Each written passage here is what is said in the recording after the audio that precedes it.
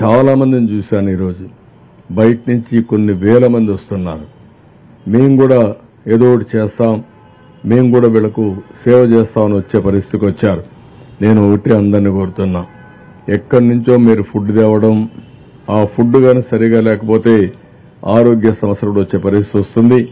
దయచేసి అలాంటి తేవద్దండి. ఏదైనా తెస్తే డ్రై ఫుడ్ తీసుకురండి.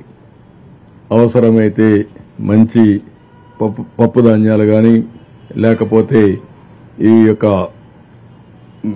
వాళ్ళు ఉపయోగించుకోవడానికి అవకాశం ఉండేటి తీసుకురండి. అట్లా కాకుండా ఎక్కడికక్కడ వంట చేసుకొని తీసుకొస్తే అది తినలేరు, అది చెడిపోతే సమస్యలు కూడా వస్తాయి, ఆరోగ్య సమస్యలు కూడా వస్తాయి. ఒకవేళ కాదనుకున్నప్పుడు నేను చెప్పిన ఈ డబ్బులంతా వాళ్ళకే వెళ్తుంది. మీకు సీఎం రిలీఫ్ ఫండ్కి ఇవ్వండి, ఈ డబ్బులు వాళ్ళ కోసం ఖర్చు పెడతాం. ఆ విధంగా మీకు కూడా మంచి చేసినటువంటి మంచి ఫలితం వస్తుంది. ఇది ఆలోచించేయమని చెప్పి ప్రతి ఒక్కరు కోరుతున్నాం.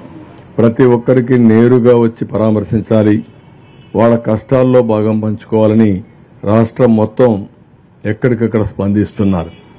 ఇది మంచి ఒక స్ఫూర్తి.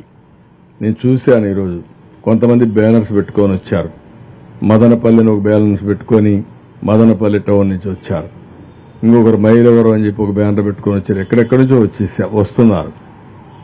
అన్ని జిల్లాల నుంచి కూడా వస్తున్నారు. రేపు ఎల్లుండి ఇంకా వచ్చే అవకాశాలు ఉన్నాయి.